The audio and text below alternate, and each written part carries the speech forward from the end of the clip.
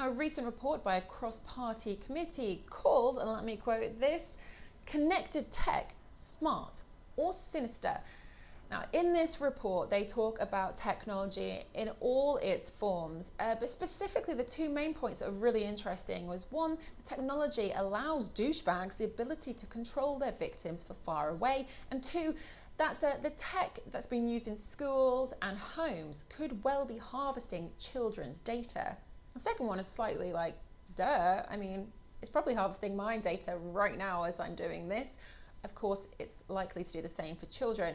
And that's how we start selling things, and that goes down the whole capitalist trade. I'll stop there. And this report does go into a lot of details, and it has many ideas about how we can try and stop this from happening. But like all reports, it's very much more should be done. More training needs to be done, more money needs to be spent. Here's a super specific task force that could help this super specific issue. And yet we keep talking about it. But let's go back to the worrying trend of domestic abuse via technology. The report quoted the domestic abuse charity Refuge's data, which said that 59% had experienced abuse involving tech. Now, that's a lot. And there is a real worry and a strong possibility that it could get worse. So it's not just about getting shouted at over the baby monitor.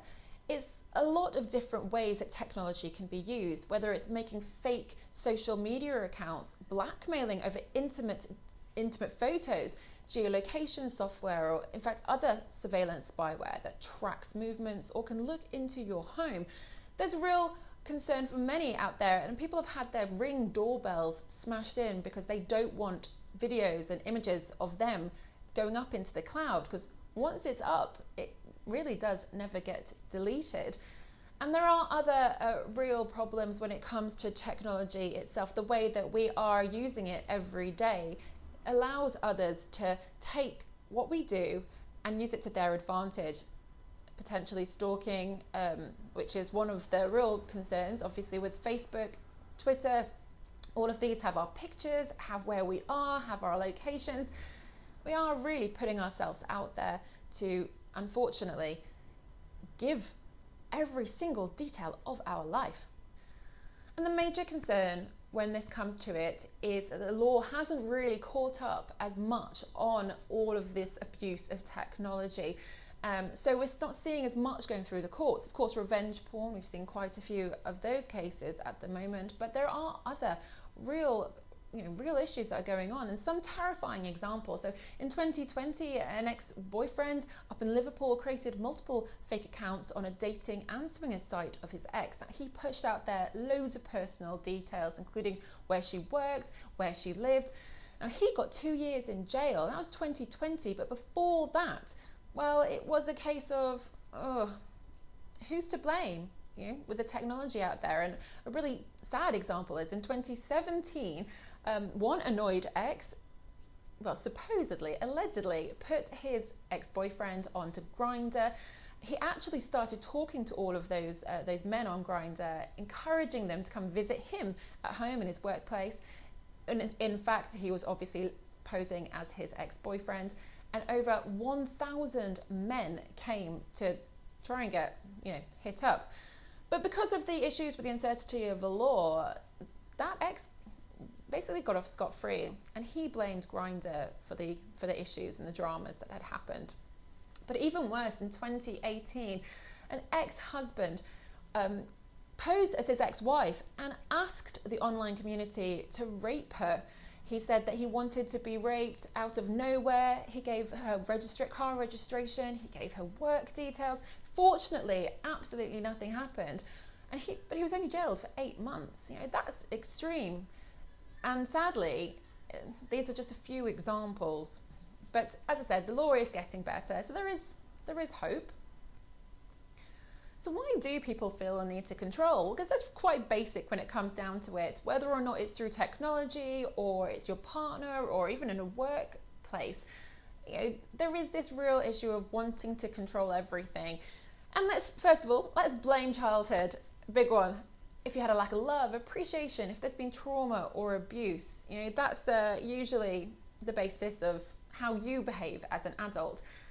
So, of course, if you have these controlling behaviours, it probably did start as a child. Get some help. I mean, always get help. That's brilliant. Secondly, another aspect is fear. There's a real fear of failure, a fear of not being perfect, a fear of abandonment. All of these fears come together, and you're always waiting to be on the edge for this failure to happen, and you try to control exert as much control over everything else as possible. Of course, that's not going to happen because you can't control other people. You can only control your thoughts and feelings, and therefore the stress, the aggression, this all comes out in very many ways. This is quite general, so I'm not going into specific domestic abuse or domestic violence, but this fear can come out in quite a lot of different ways. The reassurance aspect.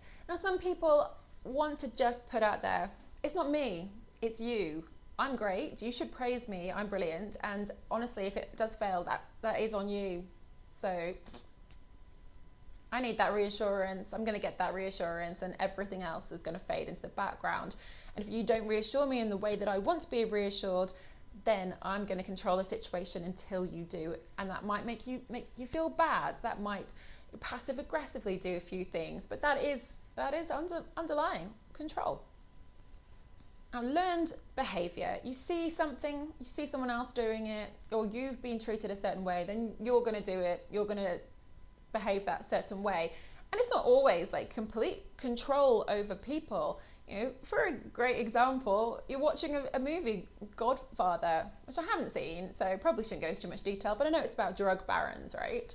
So you see these guys and they're all getting drugs and they're getting money, and you're like, yeah, I see that. I'm going to do that. And so you behave the way that they behave. I know that it ends in some like a horse's head, but I don't know the ins and outs. That's just, see it, do it, learn behaviors.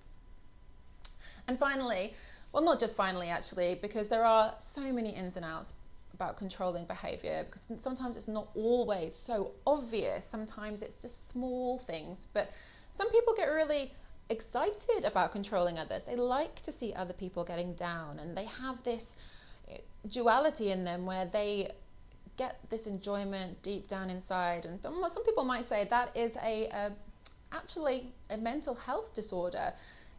That isn't necessarily normal and natural for someone to behave like that and to get the kicks out of other people when they're inflicting this abuse. And some of those personality disorders that keep popping up, mental health disorders, are the narcissistic personality disorder and the borderline personality disorder, and they have many similarities and differences as well, but they are a severe mental health issue.